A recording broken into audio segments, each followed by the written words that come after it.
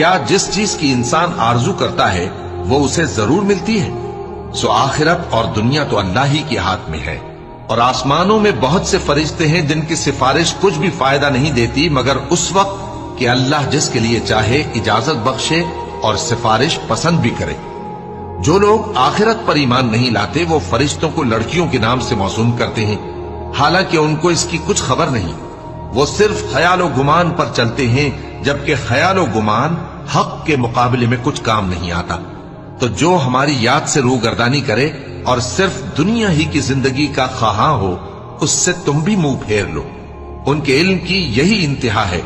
تمہارا پروردگار اس کو بھی خوب جانتا ہے جو اس کے رستے سے بھٹک گیا، اور اس سے بھی خوب واقف ہے جو رستے پر چلا۔